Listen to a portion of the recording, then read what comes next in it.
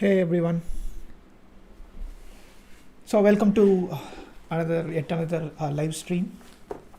So let me quickly update in my Facebook status and WhatsApp so that people can join.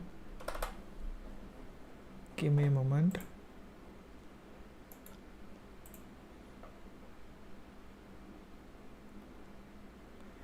So if any of you here is watching live, please let me know whether the audio is fine.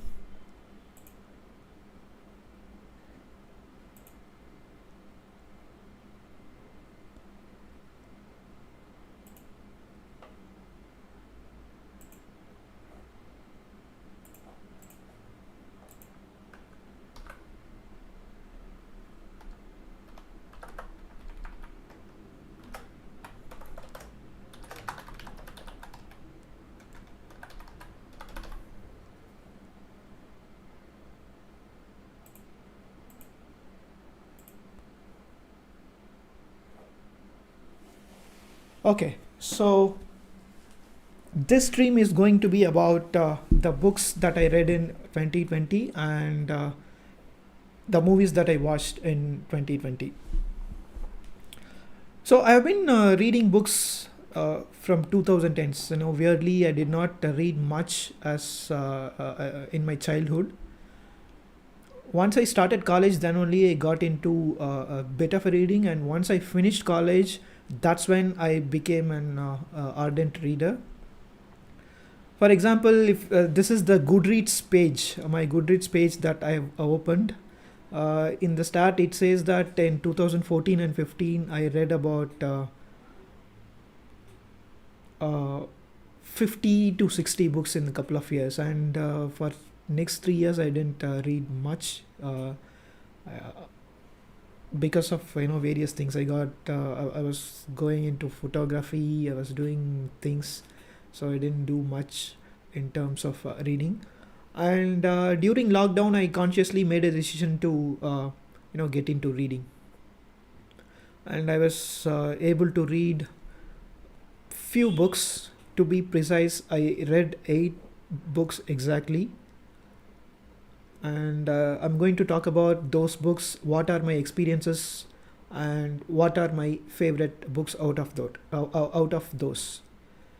Apart from that, I'm also I also watched quite a few movies in 2020, and I'll be talking about my favorite movies. And regarding these books and movies, one thing that I can say one thing I need to say is that these are not necessarily released in 2020. So these were released prior. These have been in my to read list or to watch list, and I got time to catch up with it only during the pandemic time.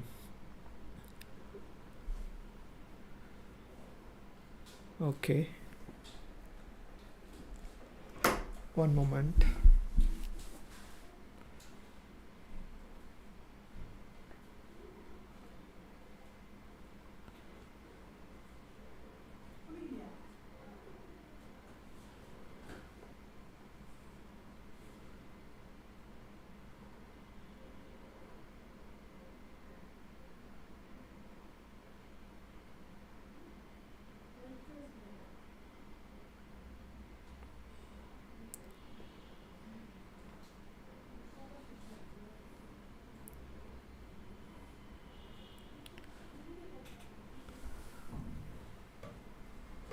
Okay, before getting into the stream itself, let me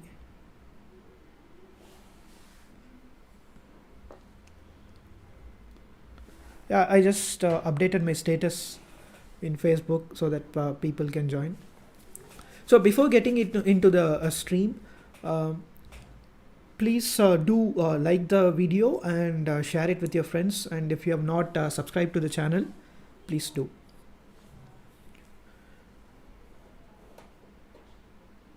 So let us get straight into the list of books. So the first book that I read during pandemic is this one, Miss Laila, Armed and Dangerous. So Miss Laila, Armed and Dangerous is a book about uh, as a junior CBA officer and a girl uh, who he's following. This particular book is based on a true event. There was an encounter case, Sorabuddin encounter case in Gujarat that happened in 2010s, and this book is based on that.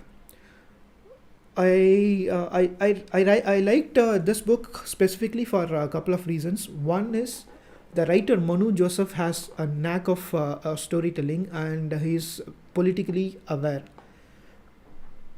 The thing about Joseph is that he spares no one. So, for example, there is a character in the novel, and he's follower of Damo. Damo is nothing but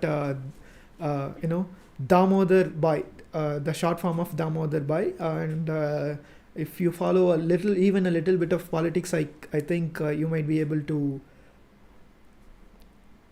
know who that character refers to.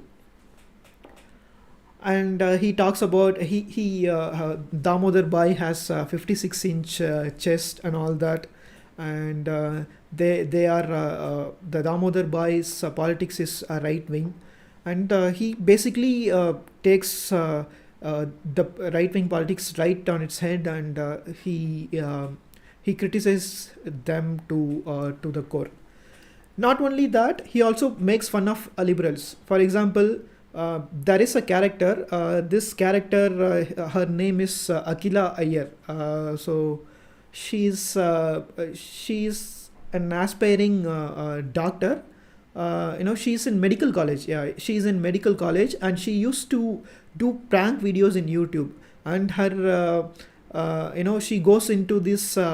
So-called liberals and leftists, right? So she goes to them and makes prank videos. So one of the videos is she calls up one of the a liberal journalist, and there is real life reference to this journalist also. So this journalist, she says she makes prank that he has won the Nobel Prize, and she records his reaction and makes fun of him.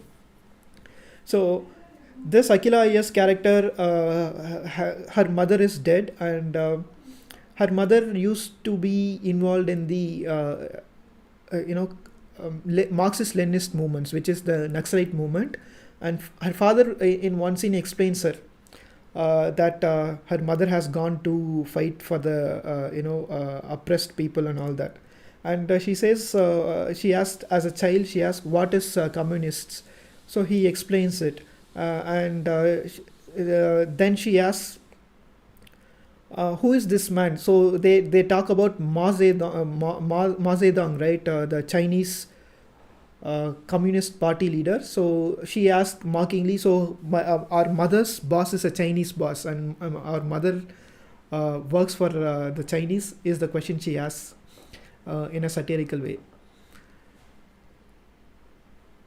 So she also makes fun of people like Arundhati Roy, and she has a term for guys who are feminists. So she calls them male feminists, and there is a hilarious passage where she makes fun of how male feminists look at women. So she spares Manu Joseph spares no one in that regard. So Vijay has asked in the chat. So Vijay, this is not a movie. This is a book. This book name is Miss Laila, Armed and Dangerous. So I enjoyed the book for its satirical tone, and the first half of the book is about he spares no one, he criticizes everyone, and the second half of the book is about the encounter. So he gives blow by blow details of how the police follows that particular character, and finally some things happen. It is based on an encounter, right? So he doesn't give clear indication of who did it, who is behind, and all that, but it is a blow by blow details of what is in the public domain. And people might simply say that the terrorists have been killed in encounter and things like that, but Works like this give clear picture of what exactly happens, and how political uh, the political drama that happens behind affects normal people's lives. So it's a very interesting book. I would definitely recommend people to read it, and I very much enjoyed it as well.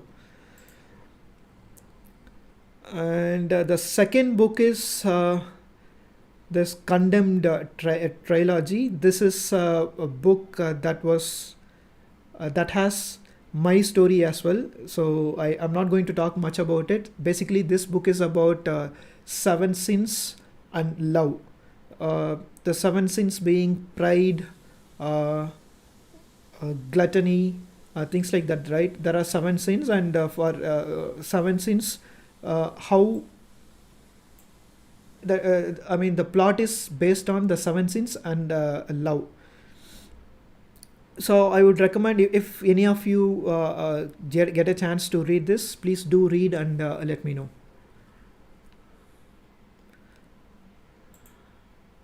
And the third book that I read last year was Sapiens.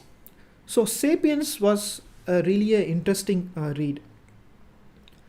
Sapiens talk about how we as Homo sapiens from millions of years before came into the current scenario.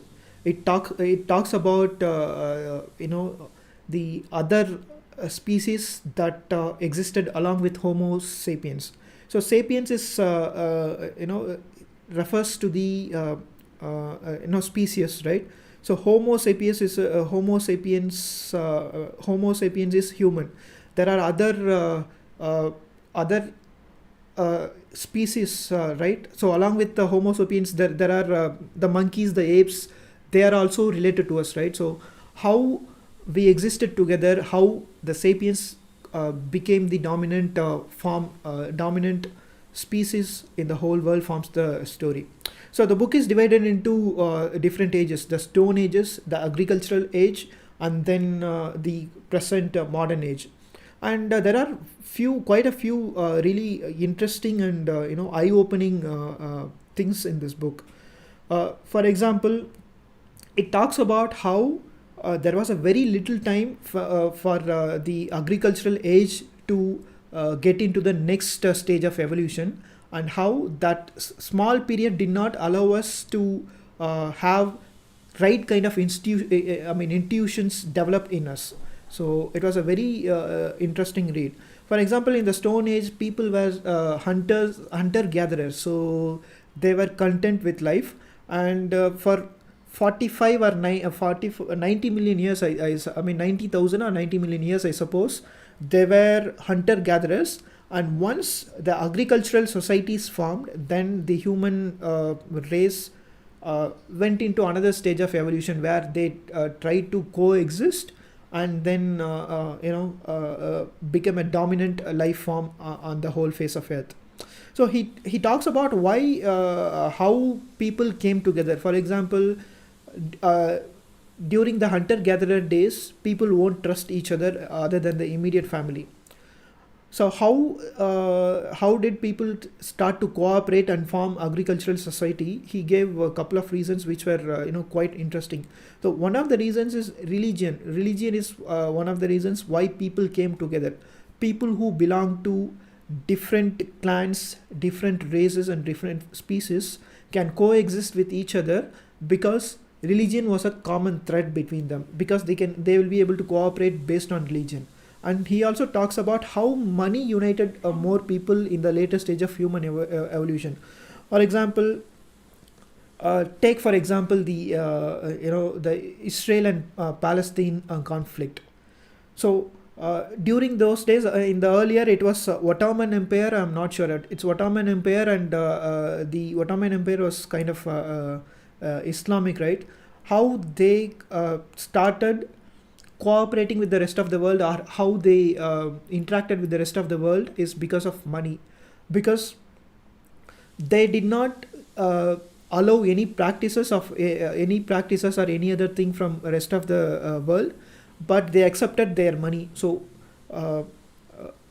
the author Harari, he makes this observation of how money united the world, how it made people to cooperate, and he gives really good examples also.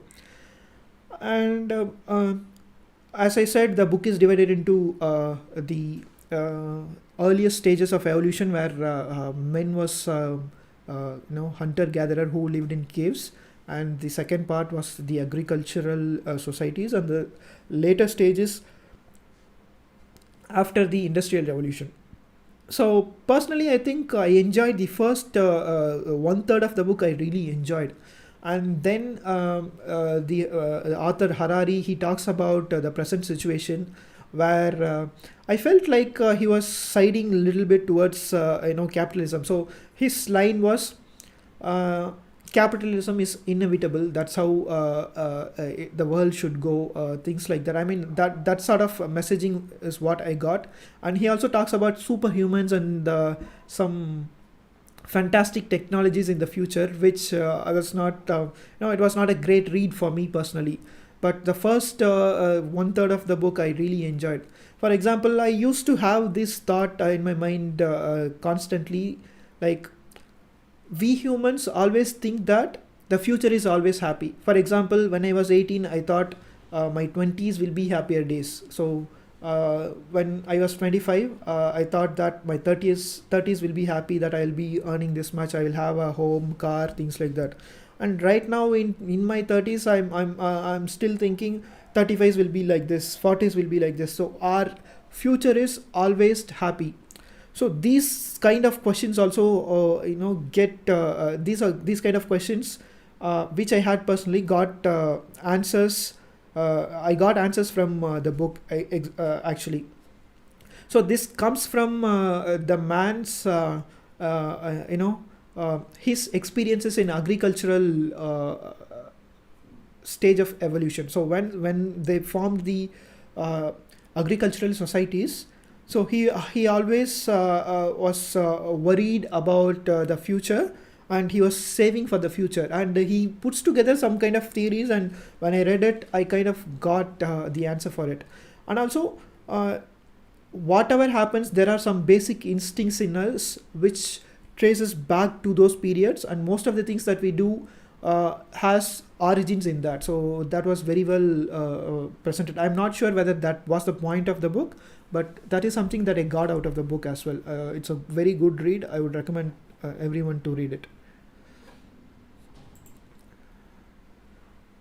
The third book is Three Men in a Boat. So Three Men in a Boat is a book about three men, as the title suggests. So these people are kind of unstable. So we hear about unreliable narrators, right? So this is one such. Three people who are not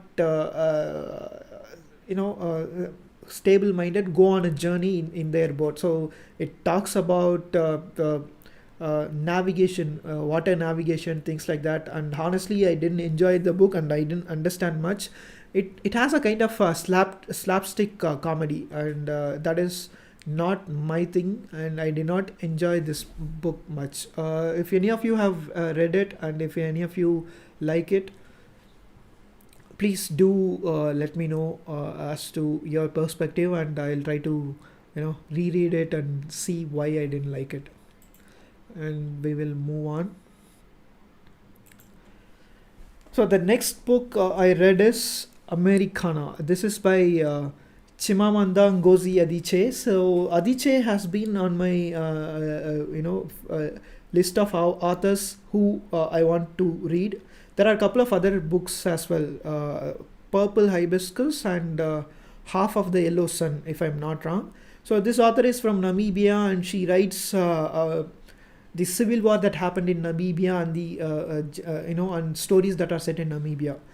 I chose this book because I follow a YouTube channel called Books on Toast, and they recommended this book, and they said that this book talks about depression. So I got very curious about this and picked up this book.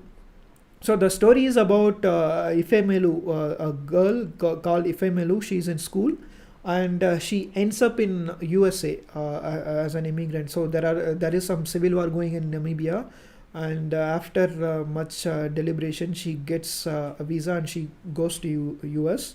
And during school days, she's in love with a boy called Obinze, and they make plans such that she will, after she reaches USA, this guy will join her.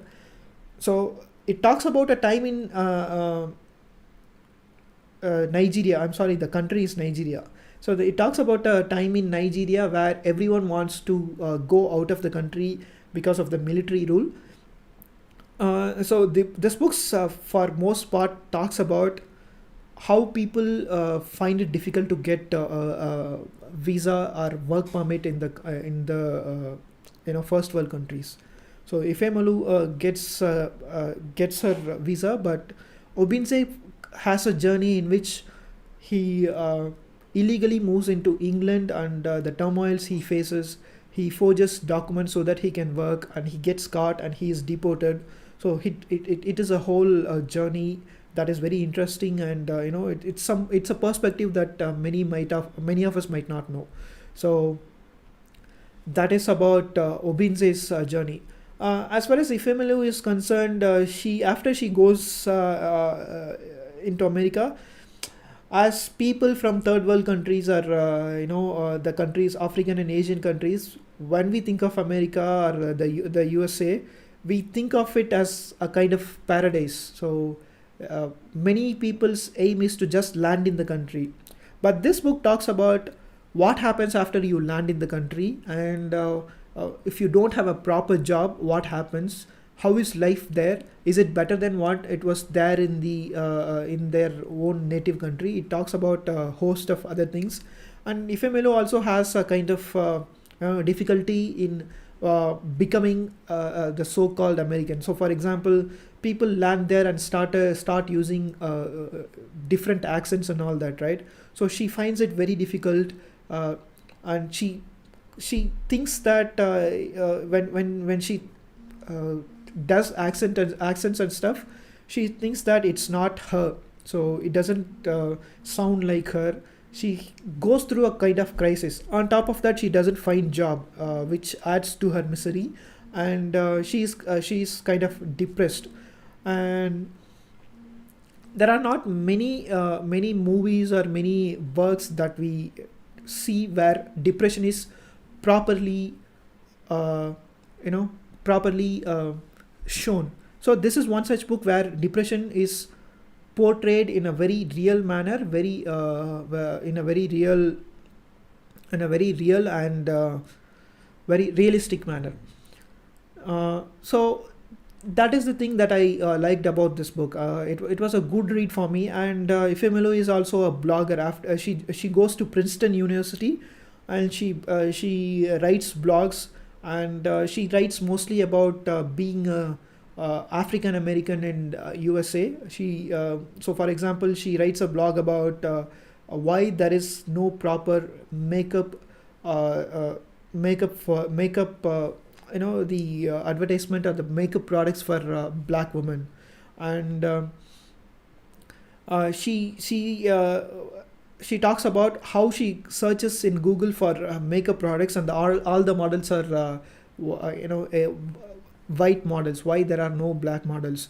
And she talks about her hair. So the African Americans have this kind of hair, right, the afros, and it talks about how difficult it is to maintain that hair. It goes into a whole lot of things that I did not relate to, but those are the things that are the problems of problems of African Americans, and she talks about it. So those were my favorite parts. There are passages at the end of each chapter, which is her blog entry.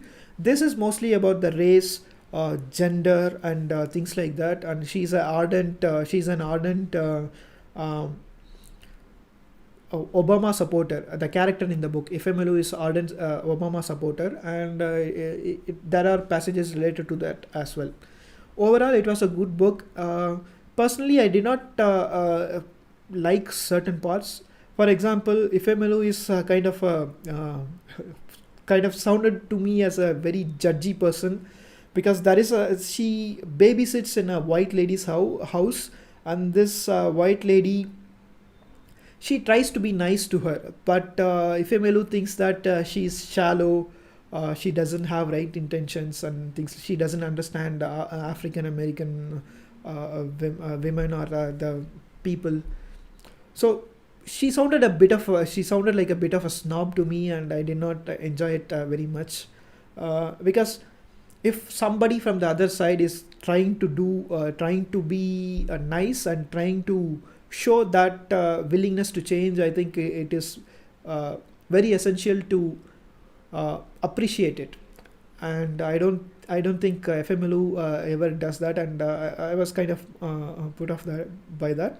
But overall, it was a good read. I would recommend if people. I mean, I would recommend people to read this book as well. Definitely worth the read. And the other books by her were also good, as I heard. The Purple Hibiscus, Half of the Yellow Sun, and the other book is about how to be a feminist. I think it's a non-fiction book. I heard highly of that as well. If you get a chance, do read that as well. So the next book in the list is Ghochar. So this is a very interesting read. This Ghochar is actually a Kannada book. It was translated by Vivek Shanbhag. This book is very thin, for it is like 110 pages long, and this is a very kind of precisely written book. There are no long prose and all that. It is to the point. It is very very much plot driven, and it goes straight to the point. So,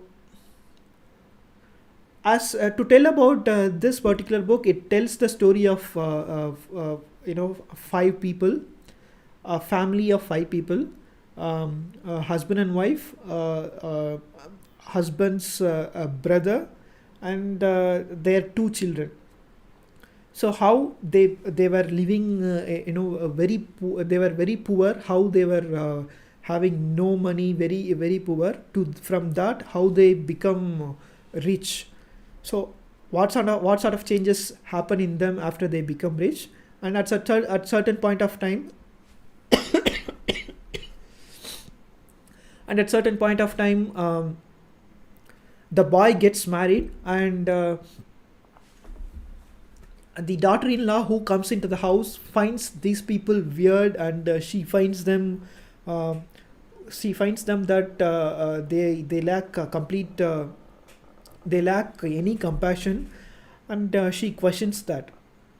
So the books kind of talk about how a normal family become a different kind of family, how the dynamics between them, how their characters change over a period of time, and it tries to inspect whether money and status has anything to do with that.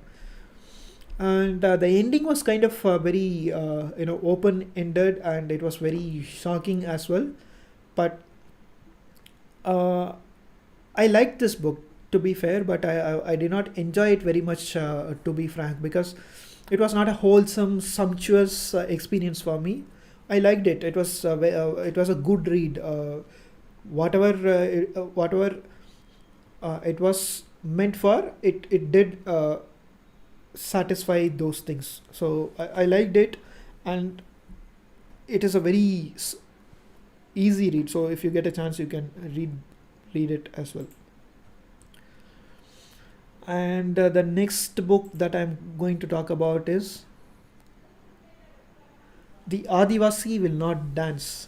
So this book is also highly recommended, and it is one of the critically acclaimed books in 2016-15, I think. So this is about a collection of short stories which explore Adivasi's life.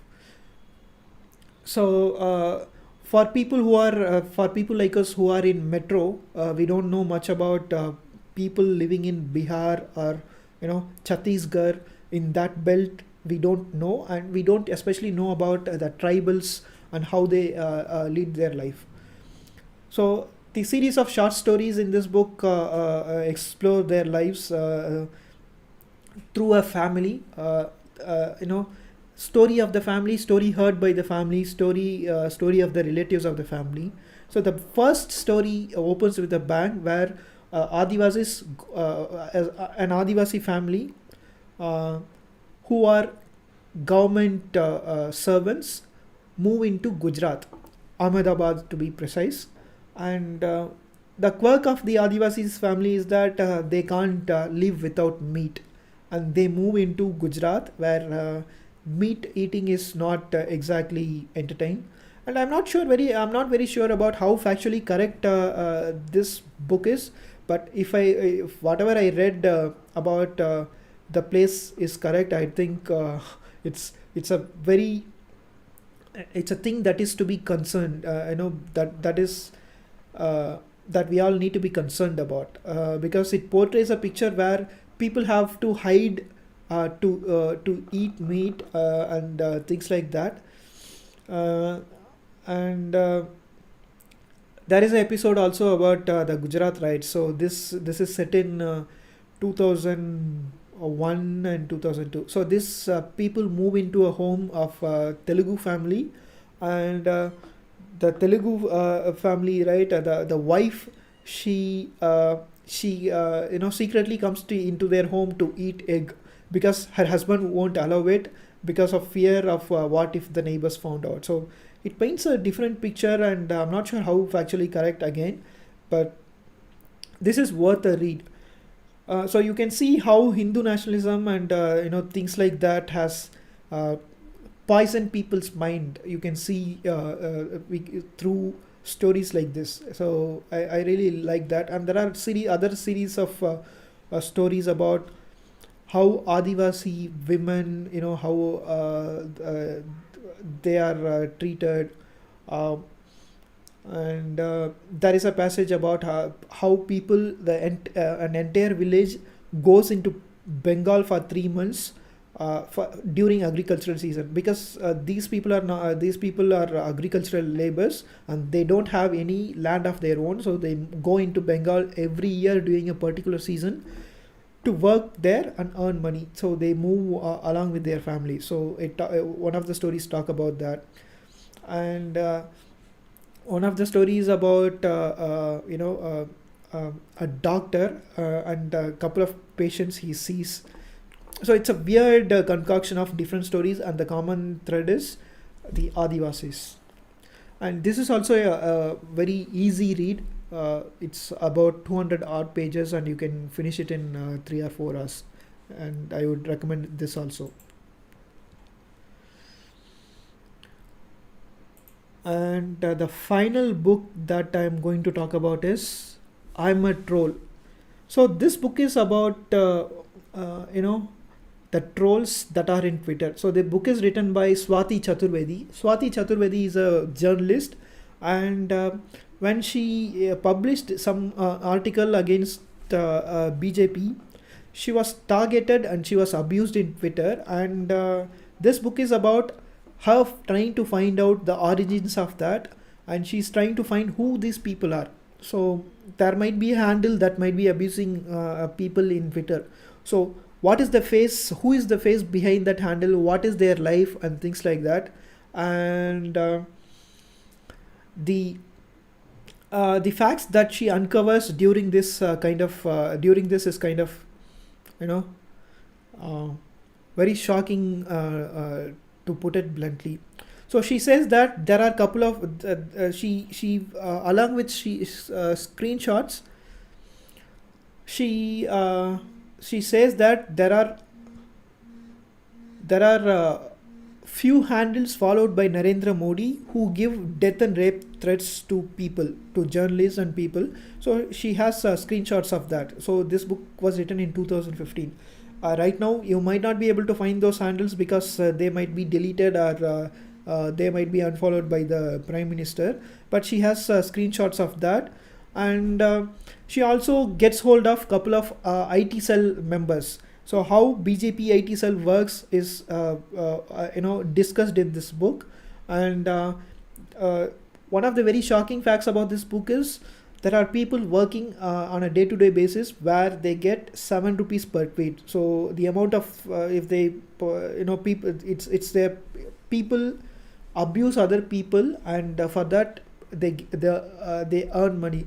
So predominantly these people are from there are a couple of cases where these are engineers who has done engineering and did not get job, so they came into this IT cell job, and how they are leading their day-to-day life. And Swati Chaturvedi, what she does is, after 2000, I just bought a recent edition of this book. The recent edition, the troll who was in engineering college, right, she goes again in search of him, and she interviews him again. And in 2019, this guy seems to have a couple of tea shops on his own name, and he says he's no more a BJP supporter, but he got he got some money doing some job for MLA, and with this recommendation he was able to secure some land and put a tea shop and all that. So it just shows what goes behind the abusive behavior in Twitter, and this is a must read, if I should say. And it also talks about how how the social media, the WhatsApp culture, everything is done by the current regime.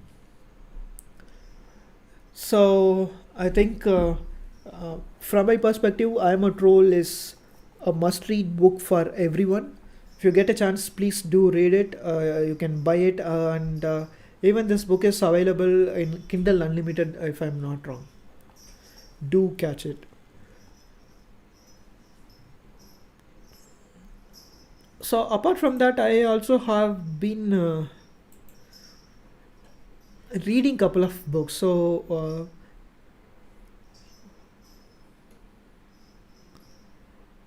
last year I also was started reading Hitchhiker's Guide to the Galaxy, but unfortunately I was not able to finish it. And again, this is a kind of it has slapstick comedy, and it is supposed to be funny, but I didn't find it very much funny. I was able to go through like half of the book.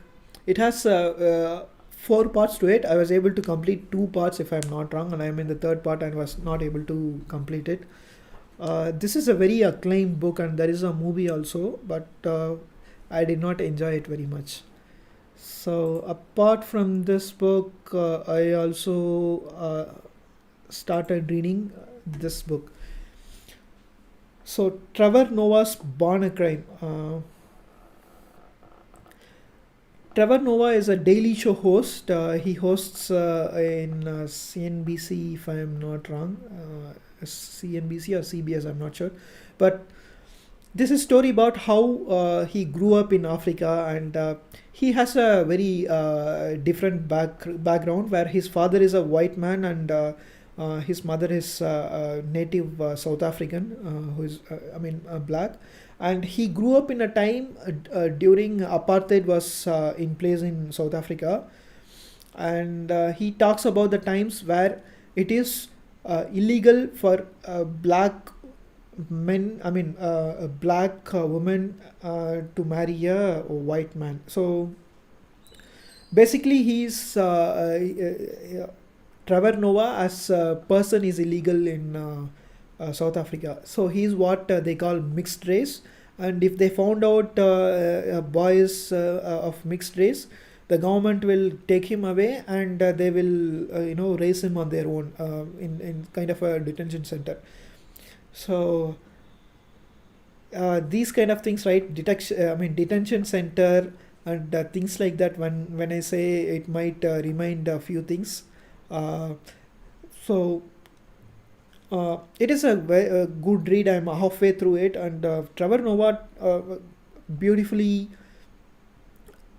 explains his childhood, and he brings out certain points that are relevant to the current world in terms of racial equality, how we treat other peoples. So I think this is also a must read from my perspective. So that's about it. So out of the books, I would definitely recommend Sapiens. I am a troll. So these are must read books from my perspective. If you get a chance, uh, do read. So that's about the books, and let's move on to the movies. So to talk about the movies that I watched in 2020, uh, there are a couple of movies that released in 2020 that I watched. So one of it is Tenet by Christopher Nolan, and I also watched Wonder Woman 1984. And what else? I think these are the movies. Yeah, apart from that, Muthon, the Malayalam movie. So these three movies were released in 2020. I was able to catch up with it. And the rest of the movies are like older movies. So I'll just go through my favorite movies because I have a list of 20 to 30 movies, and I'm not sure we'll be able to go through the entire list. I'll talk about my favorite movies. Okay. So the first movie that I'm going to talk about is,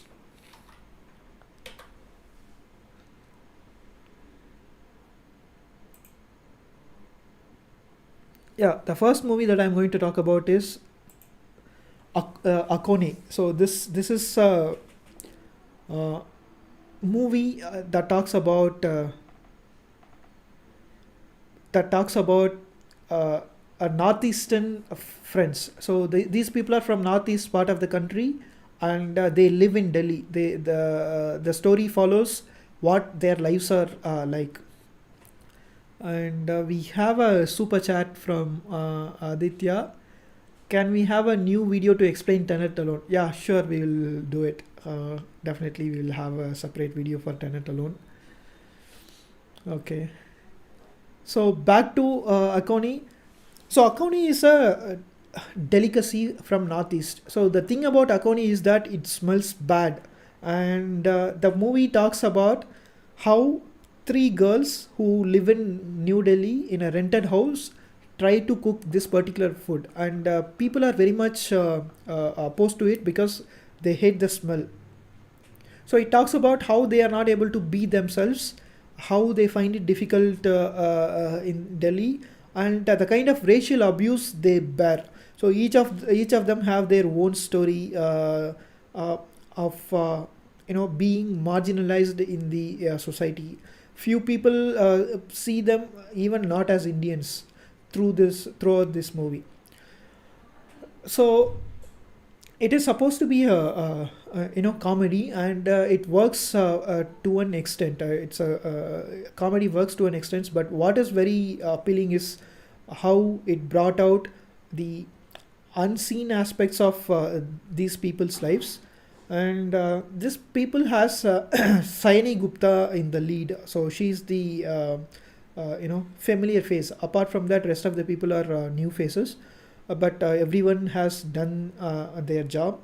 And also this movie is directed by someone from Northeast as well. And being from Northeast, it doesn't hit the hair, it doesn't you know it is not very critical of people. It is trying to be soft, so they don't there is a line in the movie where it says that when we northeastern people come to Delhi, we try to be with our people, we don't try to understand others, and they don't understand us. So something like that, which is kind of a soft approach, which is understandable. But the reality is, we all know what is reality. And I think I like this movie very much, both for the performances and for the kind of subject it dealt with. If you get a chance, do catch up. I would say that it is a must-watch movie. So the next movie is.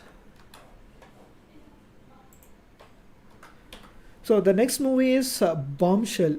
So Bombshell is based on a real life story real life story of Fox News anchors. So it is about the sexual abuse the Fox News anchors. Uh, the sexual abuse they have been undergoing in Fox News, and how one woman's you know attempt brings it out, and it tells the story of three people. Uh, and these three characters are played by Nicole Kidman, Charlize Theron, and Margot Robbie. Charlize Theron and Nicole Kidman are based on real life characters, whereas Margot Robbie's character is not real life. It is kind of combination of many characters' experiences. So I can't say much about the movie without giving many spoilers, but it is very well portrayed, and it is a must-watch movie from my end, from my perspective.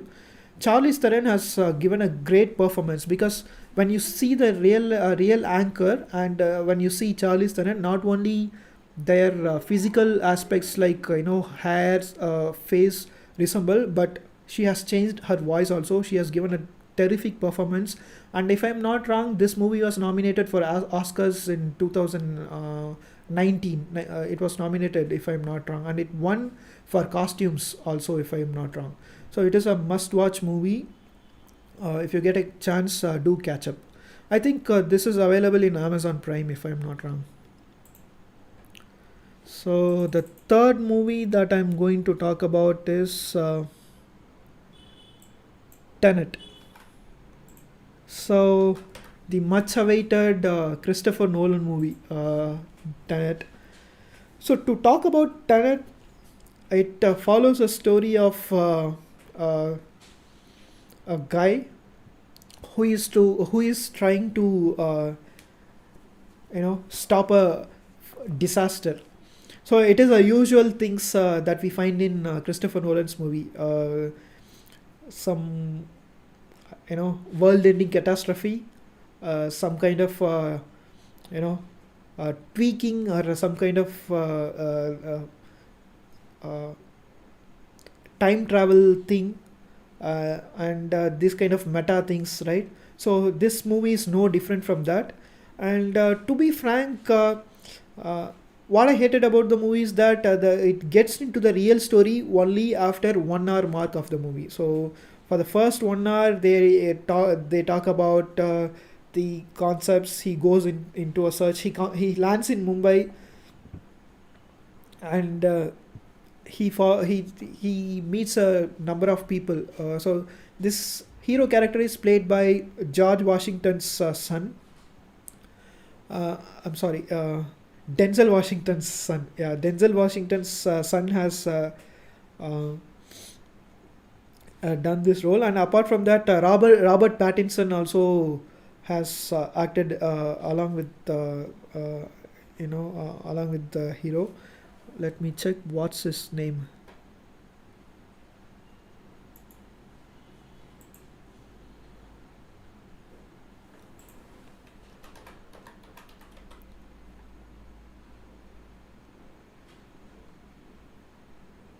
Yeah, John David Washington. So his name is John David Washington. So it so as I said, there is a concept again involving time, where you will be able to invert the property of an element. For example, if there is a bullet, they after a certain process, when you shoot the bullet, it will from it's kind of a reversal. The bullet will come into the gun. There is some kind of again a theory behind it. So those kind of things might be interesting to some, but story wise there was not much, and there is the usual elements that Christopher Nolan movies have. Fast paced. There is a global disaster, and there is some kind of a play with the time, either reversal and things like that. So this movie is a combination of time reversal, which we saw in Memento, and the other thing that we saw in Inception. So it is a combination of Inception and Memento from my perspective, and I did not enjoy very much, to be frank. So the next movie that I saw is Muthon. So Muthon is a Malayalam movie. So Nivin Pali has acted in it. So if you have followed Malayalam movies, uh, Rajiv Ravi is a big name there. Rajiv Ravi is a cinematographer. He mostly works in Anurag Kashyap's movie, and recently he has been making his own movies. He is directing his own movies. Kamatti Padam was his movie, and he also directed a movie called Nyan Steve Lopez, if I'm not wrong. So two movies he was directed, and this particular movie is directed by his wife. So he's the cinematographer, and his wife has directed. To talk about the movie, it's a very kind of what to say, set in slums of Bombay. It is a very uber realistic movie, if I could say so. The story follows Nivin Pali, who has come from his native. So he's from Lakshadweep. So this guy escapes Lakshadweep, and his sibling comes in search for him. So that's pretty much the movie. There is a certain part to the reason why he has left Lakshadweep, right? So that is very interesting. Apart from that, the present timeline of Nivin Pali and what he does was not so much appealing, or was not so much uh,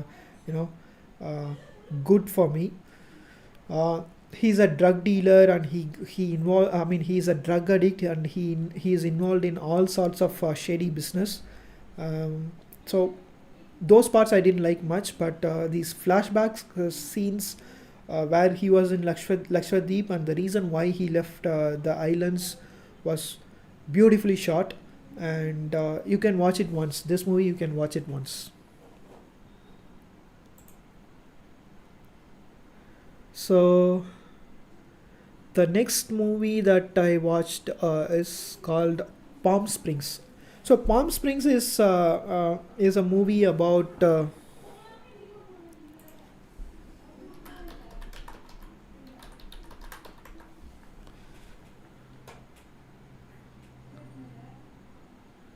so this movie, Palm Springs,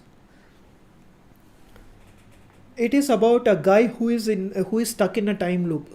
So he's stuck in a day where he has come to a marriage, and due to some weird circumstances, uh, he's stuck in that particular day forever. So he meets a girl there, and that girl is also gets trapped along with him. So how they manage to get out, and whether they get out, forms the rest of the story. So if you have watched Source Code and the Edge of Tomorrow, Source Code and Edge of Tomorrow, it follows a similar line. And if you are into those kind of movies, it's a definite watch. It is quite enjoyable to an extent, but it's not like super fantastic or thing like that. So you can watch it once. So another question from Aditya is, any good Tamil movie? No, I didn't watch any Tamil movie last year. Even I did not catch Surarai Potro yet. I watched Mukuthiamman. Mukuthiamman was okay to an extent, and apart from that, I didn't catch any Tamil movies that got released. So there are few movies, right? Pavakadaigal, and then what else? Amazon Prime had a movie, right? Yeah, Puttam Pudukali. That was also I did not catch, but I saw that Jyotika's movie. Which one is that? In Amazon Prime they released it.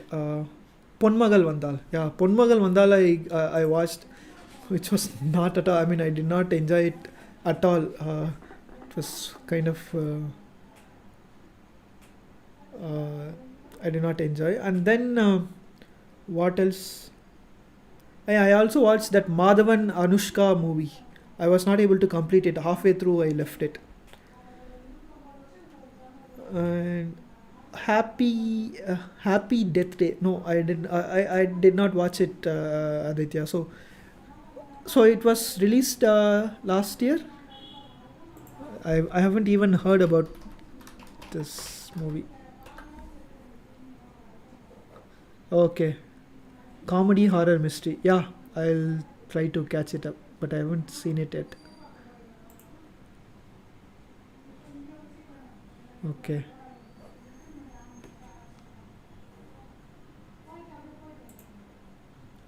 So Palm Springs, it's worth a watch. You can watch it once. And there are other movies like System Crasher is one movie that I watched. It's a German movie. System Crasher is about a girl who is kind of in a juvenile home because she is kind of a problem child. Uh, so uh, in how she's not able to cope up with the day-to-day life. I mean, she doesn't listen to anyone, and what happens to her forms the story of System Crasher. It's an interesting watch. So she meets a caretaker, a caretaker of the home, whom she gets along with, and whether that caretaker is able to, you know, make her better and get her to change her ways forms the story. And it is a very very interesting movie. Not a pleasant watch though, but it is a very interesting watch. And the other movie that there are a few other movies that I'll just say. uh, Young Ahmed, this is one movie that I watched which was very interesting. So you might be recently following about the in France they are bringing in a law where uh, the Islamic clerics they are coming under the jurisdiction of the government, where they need to follow certain syllabus. It is about the madrasas and the religious studies and all that, right? So this movie Young Ahmed talks about Ahmed, apparently. And this guy is very he's indoctrinated with the local mullah there. So he doesn't approve of his mother's drinking. He doesn't approve of his sister wearing certain kind of clothes and all that. He's very religious, and he's only 14. And uh, there is a community teacher in his area who has helped him with his studies, because he is autistic in autism, right? So he has been autistic in his young age, and she has helped him. And when he reaches 13 or 14, he doesn't even shake her hand, saying that she's a woman, and I don't according to my religion, I won't touch a woman's hand, things like that. So he's religiously indoctrinated. And that is a certain point where the local mullah instigates this guy to kill the teacher. So he makes a murder attempt, and he is sent to juvenile home. So what happens to him, whether he is able to change his ways, forms the story. It's a very it may not be a very interesting watch, but it is a very relevant subject matter. And this movie is made by Darlene brothers. So these they are very famous French filmmakers. All their movies are they are kind of monumental, and they make really great movies that gets award in Cannes and Berlin film festivals. So I was able to enjoy this movie. It was good for me. If you get a chance, you can catch it up as well.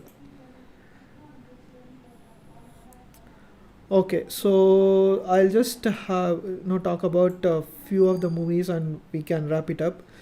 So the next 5 to 6 movies that I'm going to talk about, these are absolute best movies that I've seen in the recent past. Uh, the first movie is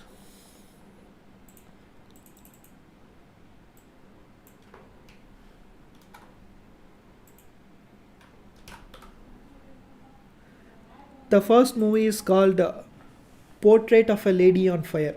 So this is a French movie. It got released at the end of 2019, and so this movie is set in 1800s. So this movie is set in 1800s, and it is about a girl who is about to be married. So this girl doesn't want to get married, and her mother tries to make a painting of her so that she can send it to her suitors.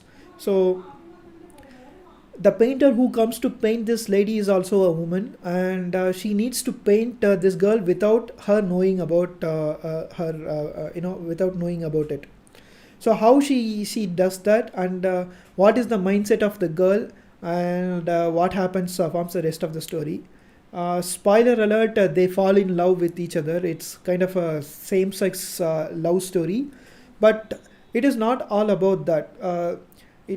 The movie portrays about what life was like for women in 1800s. For example, the first scene these two meet, what happens is that they live in a nearby, they live in an island, and this girl who is about to get married, and she doesn't want to get married, she runs towards the cliff, and she runs towards the cliff, and the painter who accompanies her, she asks, what are you doing, are you going to die? No, she said that, no, she will say that, no, I have dreamt of this for a long time. Dreamt of dying, she asks, and she says, no, running is what she replies. So it says so much in that little introductory scene where she's not even able to run. And there are other instances in the movie where the girl asks, have you listened to music? Have you do you have a book? Because she doesn't even have access to those things during those times. So the story follows what happens finally, whether she what happens to their love, and whether she gets married or not. But the subject matter and the way it is shot is definitely good. And the cinematography of the movie was also particularly stunning.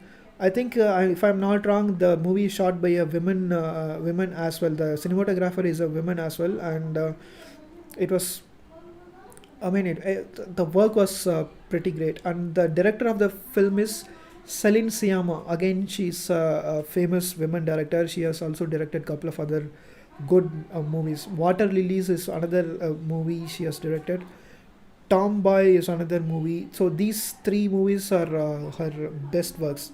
So if you get a chance, definitely do catch this movie. It is available on Amazon Prime as well.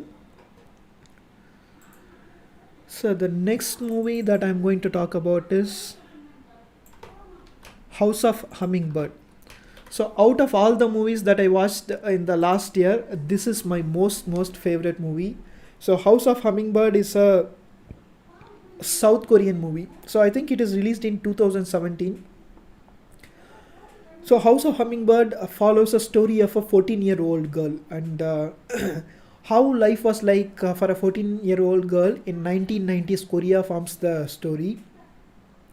And nobody listens to her, and she has a brother who beats her up all the time.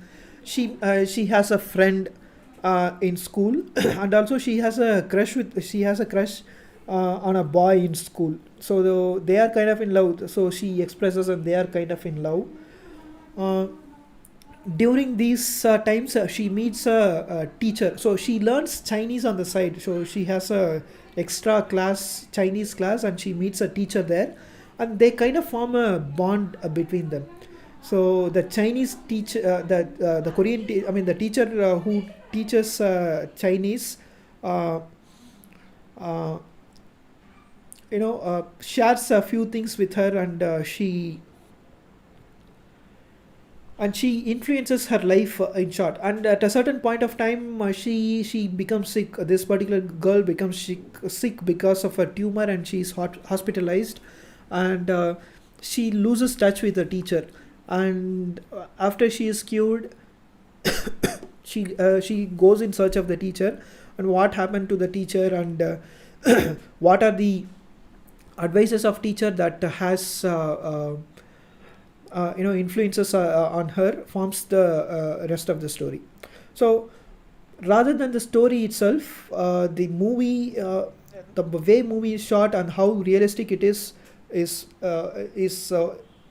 what is important about this movie.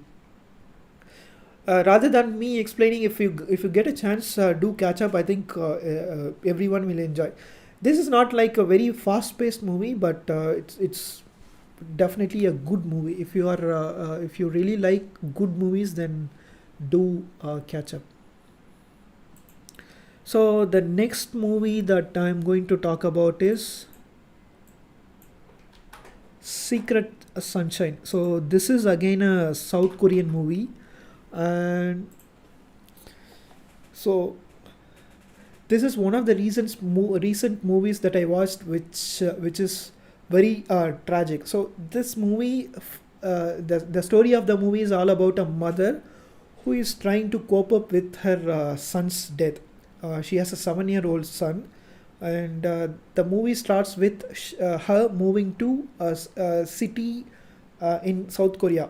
The South Korean city's name in Chinese means Secret Sunshine. So that forms the title of the movie. So when she moves to that particular city, is a city in which her husband grew up. So she recently has lost her husband.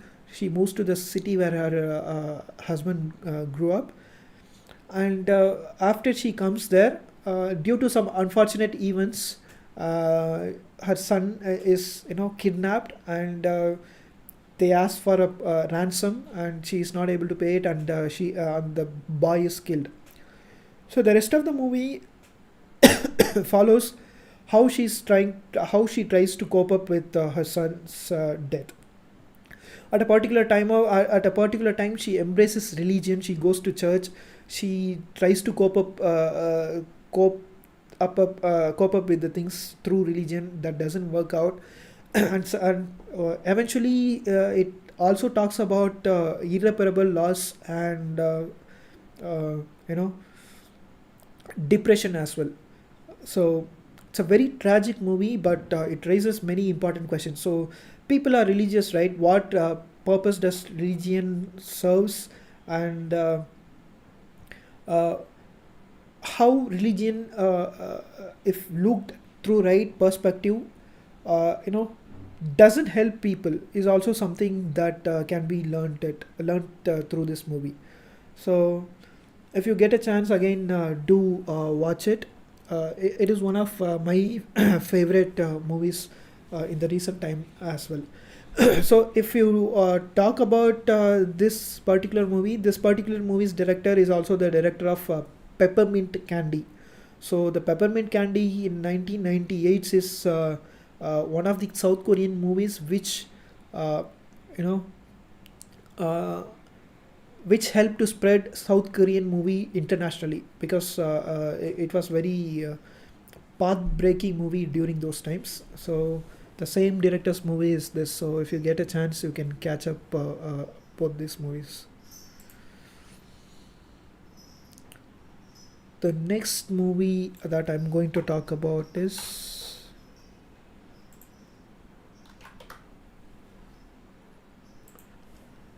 the next movie that I'm going to talk about is Thelma. So Thelma is a Swedish movie. It released in 2017, and to be fair, I watched this movie in 2018 itself, but I rewatched in 2020. So this particular movie is available in Netflix if you want. Thelma is a very weird movie. It is kind of a supernatural movie, and also a coming of age story of a girl who is in her teens. To explain about this movie, let me tell what the opening shot is. The opening shot of the movie is a little girl of 6 or 7 years old, and her father goes into forest. So Norway, right? So it is snow covered. They go into a forest. In a distance, there is a deer running, and the father aims the gun at the deer for some time, and suddenly turns towards the girl and points the gun at her head. So that's the opening shot of the movie. and obviously he doesn't shoot. So why he's aiming the gun at her head, you know, that's the main storyline. So what is the supernatural thing, and why the father is not okay with her. uh, it is all about this movie. So I'm not able to explain much because I don't want to give spoilers, but this is one such movie where if you say superhero, I mean supernatural, it is not like all graphics and visual effects. It is a very realistic movie, and it is a coming of age story of the girl. So how she deals with the surroundings, and how she accepts herself is the main story. So the director of the movie is Joachim Trier. I hope I pronounce it correctly. So Joachim Trier once said in an interview that this is a uh, coming of story of a witch. So I think that can give you some clue, but it's a very enjoyable movie. I enjoyed it very much. And the final film that I'm going to talk about is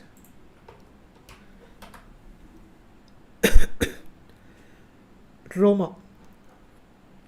So Roma is directed by Alfonso Cuarón, who directed Gravity. Right, earlier he directed Gravity, and uh, you know, uh, You Tu Mama Tambien. If you have heard, that is also a famous movie that he has directed. He's also the director of Children of Men, and he has directed Harry Potter. If I'm not wrong, one of the parts, fifth or sixth part, I'm not sure. He has directed that as well.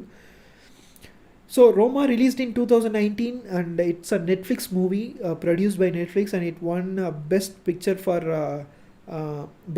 Oscar during 2019. So before Parasite, Roma was one of the foreign movies that got Best Picture Oscar. So Roma follows a story of a household help, who works in a doctor's family. The doctor has four children, and what through the eyes of the servant, we see what happens in the doctor's home, and we also know about the political situation in Mexico at that time. So there is a nationalism, kind of violent nationalism going on the side, which is trying to overthrow the government, and how it affects these people, and how these through the normal lives of these people, the director shows the political situation as well. So that there is one epic scene in the movie towards the middle of the film. To give spoilers, uh, the servant, right, the servant girl, she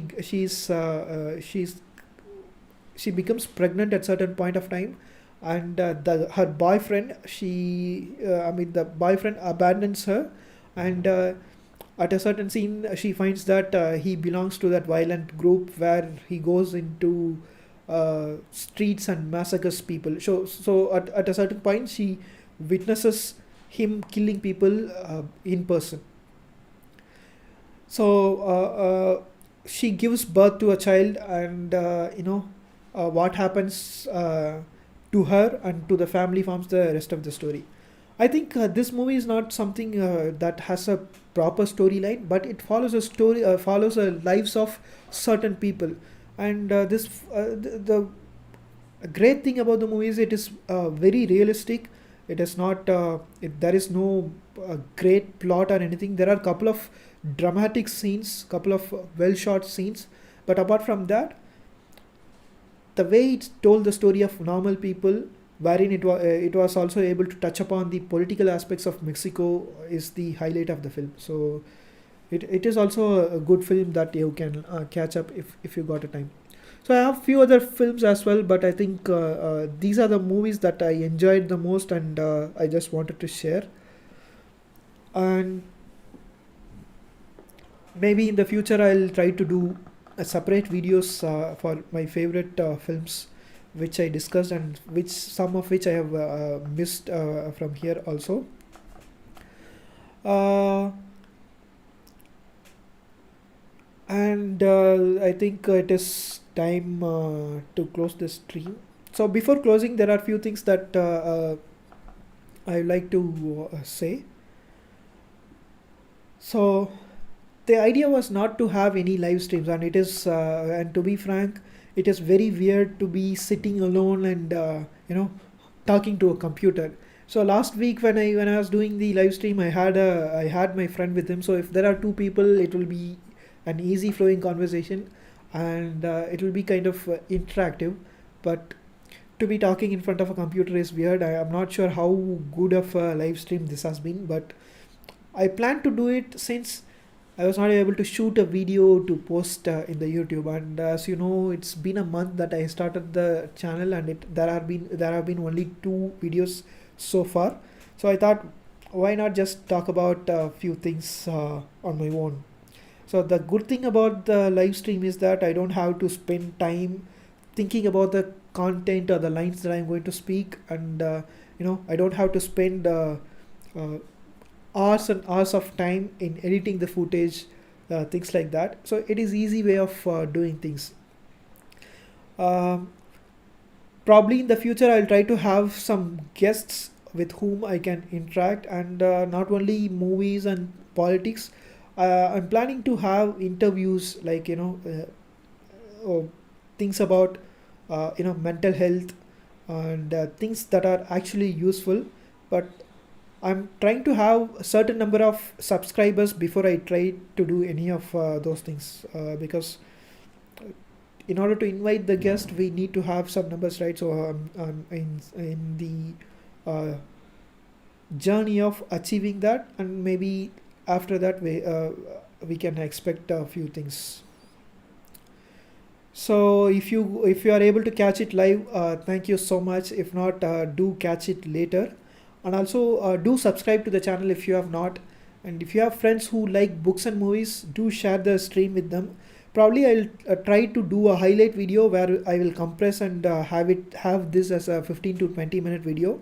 Do share it with your friends, ask them to subscribe, and like the video as well. So if you like the video, it will show up in the home page of other users in YouTube. So the more number of likes, the more number of this video or any other video that you like in the channel to be showed as suggested videos. So please do that. Thank you for joining me. Have a good day. Bye.